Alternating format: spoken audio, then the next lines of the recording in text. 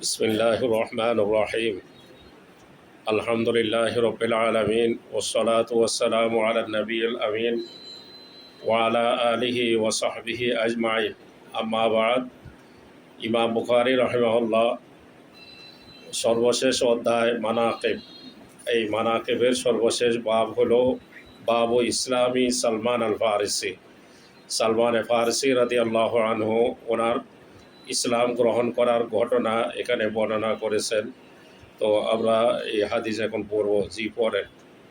বিসমিল্লাহির রহমানির রহিম। বাবু ইসলামি সালমান আল ফারিসি রাদিয়াল্লাহু তাআলা আনহু। وبه قال حدثني الحسن بن عمر بن شقيق قال حدثنا معتمر قال أبي قال وحدثنا أبو عثمان عن سلمان الفارسي رضي الله تعالى عنه عنهم أنه تداوله 19 من رب إلى رب. وبه قال حدثنا محمد بن يوسف البيكندي قال حدثنا سفيان عن عوف عن ابي عثمان رضي الله تعالى عنه وعنهم قال سمعت سلمان رضي الله تعالى عنه يقول انا من رام هرمز. وبه قال حدثني الحسن بن مدرك قال حدثنا يحيى بن حماد قال اخبرنا ابو عوانة عن عاصم الاحول عن ابي عثمان عن سلمان رضي الله تعالى عنه وعنهم قال فترة بين عيسى ومحمد صلى الله عليه وسلم 600 سنة. জি, আলহামদুলিল্লাহ। তো এই সর্বশেষ বাবের মধ্যে ইমাম বুখারী রাহিমাহুল্লাহ সালমান ফারিসি রাদিয়াল্লাহু আনহু ওনার ইসলাম গ্রহণের ঘটনা উল্লেখ করেন। সালমান ফারিসি, ওনাকে আল ফারিসি বলা হয় যেহেতু উনি আসলে পারস্য দেশের লোক। ওনার আসল ধর্ম ছিল ওই যে অগ্নি পূজক, মাজুসি ছিলেন তিনি। তো তিনি সে পারস্য দেশ, আরবের পাশে পারস্য দেশ যেটা বর্তমানে ইরান, তো সেই এলাকায় একটা জায়গার নাম হলো রাম হুরমুজ। ওই রাম হুরমুজ এলাকার বাসিন্দা ছিলেন তিনি। এই জন্য তিনি এখানে হাদিসে বলতেছেন যে আনা বিন রাম হুরমুজ। রাম হুরমুজ একটা শহর। ওই শহরে অনেক আলেম ওলামা ছিলেন, মুহাদ্দিসিনে কেরামের অনেক মুহাদ্দিসরা সেখানে ছিলেন।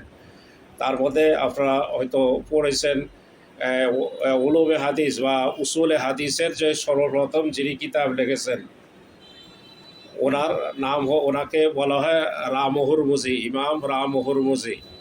আল মুহাদ্দিসুল ফাসিলু বাইনা রাবি ওয়াল ওয়াই ওনার কিতাব। এই কিতাব উলুমে হাদিসের প্রথম কিতাব তিনি লিখেছেন। তো তিনিও এই রাম হুরমুজ এলাকার ছিলেন।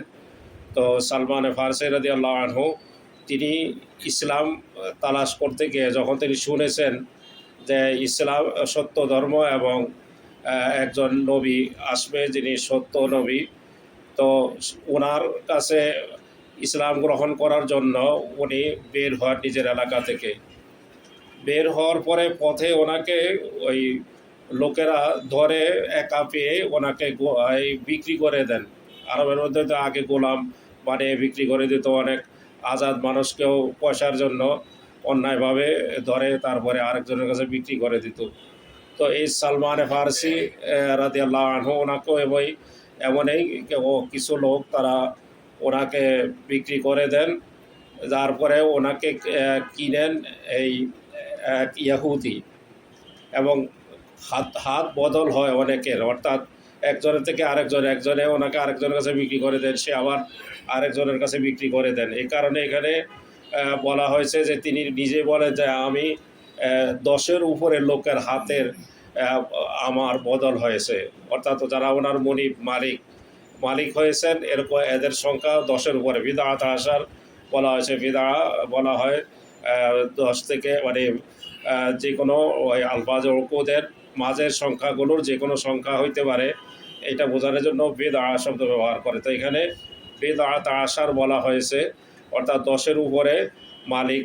বিন রব্বিন ইলা রবে, রব দ্বারা এখানে মনিব মুরাদ, মালিকের হাত বদল হয়। শেষ পর্যন্ত তিনি আল্লাহ রসুলের সন্ধান পান এবং আল্লাহ রসুলের কাছে এসে তিনি কালিমা পড়ে মুসলমান হন। তো এখানে ওনার পরিচয় বলা হয়েছে এবং ওনার থেকে যে হাদিস বর্ণিত হয়েছে তার মধ্যে সর্বশেষ হাদিসটা এই সালমান ফারসি রাদিয়াল্লাহু আনহু থেকে তিনি বলেছেন, ক্বালা ফাতরাতুম বাইনা ঈসা ওয়া মুহাম্মাদিন সাল্লাল্লাহু আলাইহি ওয়াসাল্লাম সিত্তুমিয়াতি সানাতিন। ফাতরাতু এটাকে এজাহাতের সাথেও পড়া যাবে, বা ফাতরাতু বাইনার দিকে এজাহাত হয়েছে, অথবা ফাতরাতুন বিদুন এজাহাতও পড়া যাবে। ফাতরা বলা হয় দুই নবী বা দুই রাসূলের মাঝখানের সময়টা, যখন কোনো নবী আসে না, যেই সময়টায় কোনো নবী আসে নাই, এই সময়টাকে ফাতরা বলা হয়। তো এই জন্য সালমান ফারসি রাদিয়াল্লাহু আনহু তিনি নিজে বলতেছেন যে ঈসা আলাইহিস সালাম এবং আমাদের নবী মুহাম্মদ সাল্লাল্লাহু আলাইহি সাল্লাম, এই দুই নবীর মাঝখানের যেই ফাতরা, মানে যেই সময়ে আর কোনো নবী আসেন নাই মাঝখানে, এর সময়টার মেয়াদ হলো 600 বৎসর। সিত্তুমিয়াতি সানাতিন, 600 বৎসর ঈসা আলাইহিস সালাম থেকে নিয়ে আমাদের প্রিয় নবী মুহাম্মদ সাল্লাল্লাহু আলাইহি সাল্লামের পর্যন্ত 600 বৎসর সময় এটাকে ফাতরা বলা হয়েছে, অর্থাৎ এই মেয়াদে আর অন্য কোনো নবী আসেন নাই। এটাই হলো সহিহ কথা এবং দলিল ভিত্তিক কথা। যদিও কেউ কেউ বলেছেন যে মাঝখানে আরেকজন নবী শুআয়ব নামে আরেকজন নবী আসছেন, কিন্তু এই ব্যাপারে সহিহ কথা হলো এটাই যে ঈসা আলাইহিস সালামের থেকে নিয়ে মুহাম্মদ সাল্লাল্লাহু আলাইহি সাল্লাম পর্যন্ত অন্য কোনো নবী আসেন নাই, এই কারণে এই সময়টাকে ফাতরা বলা হয়েছে। তো আলহামদুলিল্লাহ, এর মাধ্যমে আমাদের কিতাব শেষ হয়ে গেছে, বুখারী আউয়ালের। আজকে আমরা শেষ হাদিস পড়লাম আউয়ালের। তো আলহামদুলিল্লাহ, আল্লাহ রাব্বুল আলামিন আমাদেরকে যে এই কিতাব শেষ করার তৌফিক দিয়েছেন, এই জন্য আমরা আল্লাহর কাছে শুকরিয়া আদায় করি, আলহামদুলিল্লাহ। তো আল্লাহ রাব্বুল আলামিন আমাদের সবাইকে কবুল করুন, আমাদেরকে আপনাদেরকে সবাইকে আল্লাহ দ্বীনের জন্য, দ্বীনের খেদমত করার জন্য আল্লাহ কবুল করুন। তো সর্বশেষ এই আপনাদেরকে দুই একটা নসিহত বা তৌজিহাত বলতে পারে। তো তৌজিহাত হলো যে আপনারা এবছর দাওরা পড়েছেন, দাওরার মাধ্যমে আপনারা শিক্ষার তালিমের একটা স্তর শেষ করেছেন, এবং যেটাকে আমাদের দেশের পরিভাষায় মাওলানা বলা হয়, অর্থাৎ মাওলানা হওয়ার যে একটা স্তর, দাওরা পর্যন্ত, দাওরা পড়ার পরে মাওলানা বলা হয়। তো আপনারা এইভাবে দাওরা পড়ে এবার এই স্তর শেষ করলেন, কিন্তু পড়ার তো সময় নির্ধারিত না, পড়ার সময় এবার এই সময় নির্দিষ্ট না, বরং লেখাপড়া করার সময় মানুষের মৃত্যু পর্যন্ত। মানুষ যত বেশি এলেম শিখে তত বেশি তার ফায়দা হয় এবং এলমি যোগ্যতা বাড়ে। তো এই জন্য আপনারা যাদের আছে, সুযোগ আছে, আগামীতে আপনারা আরও 2-1 বছর পড়াশোনা করবেন, বিশেষ করে তাতে আপনাদের এলমি যোগ্যতা এটা আরও বাড়বে এবং মজবুত হবে, এলমিভাবে আপনারা মজবুত হইতে পারবেন।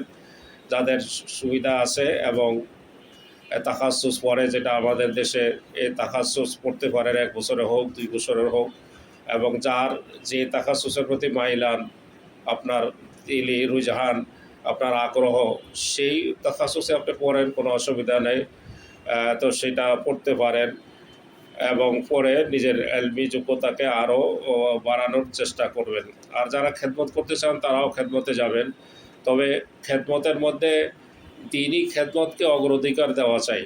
অর্থাৎ আমি দ্বীন ইসলামের খেদমত করব, দ্বীন ইসলামের এলেম, বিশেষ করে কোরআন ও হাদিসের এলেমের খেদমতের মধ্যে থাকব, কারণ এটার ফজিলত অনেক বেশি আল্লাহর কাছে এবং এটার সওয়াবও অনেক বেশি। আর দ্বীনের জন্য খেদমত করা, অর্থাৎ দ্বীনের কাজ করা, আল্লাহ তাআলা আমাদেরকে দুনিয়াতে পাঠিয়েছেন, তো আমরা আল্লাহর ইবাদত করব এবং আল্লাহর দ্বীনের জন্য কাজ করব। তো দ্বীনের খাদেম হয়ে আমি কাজ করতে পারা, এটা তো আল্লাহ রাব্বুল আলামিনের একটা বড় মেহেরবানি। আমি অন্য কাজও করতে পারি, আমি যে মেজালে কাজ করি না কেন, ব্যবসা বাণিজ্য অথবা কোনো দ্বীনি মাহফিলের মধ্যে কোনো চাকরি, সেখানেও যাইতে পারে, কিন্তু আমার দ্বীনকে অগ্রাধিকার দিতে হবে এবং দ্বীনের উপরে অটল থাকতে হবে, যে আমি আমার দ্বীনের উপরে অটল থাকব। দ্বীনি লেবাস, পোশাক, তারপরে আমার চাল চলন সব কিছু কোরআন ও হাদিসের মতো করার জন্য আমরা সবাই চেষ্টা করব। তো আল্লাহ রাব্বুল আলামিন আমাদের সবাইকে তৌফিক দান করুন। তো এই বলে আমি শেষ করলাম। ওয়া আখিরু দাওয়ানা আনিল হামদুলিল্লাহি রাব্বিল আলামিন ওয়া সাল্লাল্লাহু আলা নাবিয়িনা মুহাম্মদ ওয়া আলা আলিহি ওয়া সাহবিহি ওয়া সাল্লামা তাসলিমান কাসীরা।